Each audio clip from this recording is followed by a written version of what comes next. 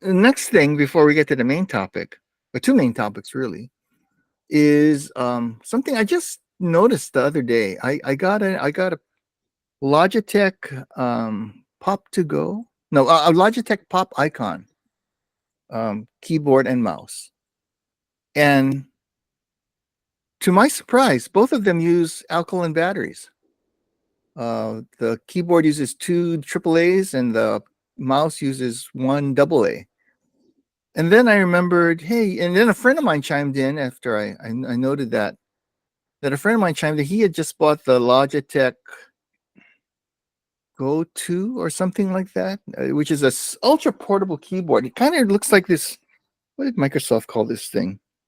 The Universal Mobile Keyboard. You remember the Universal Mobile Yeah. keyboard that Oh. folded, and it was a nice Yeah. keyboard, except my keys broke. So it's kind of like that. It's kind of small. It's sort of 60% size maybe. And he said, "Oh yeah, his uses a coin cell. Uses a CR 2032." Which I thought was interesting.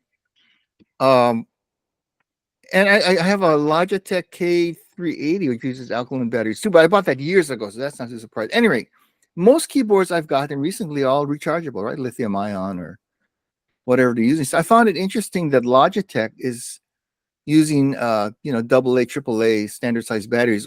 I guess they're easy to find, one. Yeah. They were missing out on the entire Hawaii market, because you can't sell it. No, we can get things with lithium ion batteries. We just can't get batteries. I cannot order batteries, period. Unless they are built into something, which is maddening. But at any rate,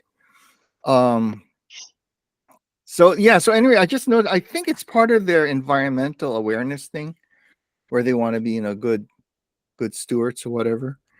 Because the one I got, the Pop Icon keyboard, which is right behind me for review, is like made of all recycled material. I think it can be totally recycled itself eventually. And the whole thing is it's a green product, right, in terms of what it was made from and what it can be done when its useful days over.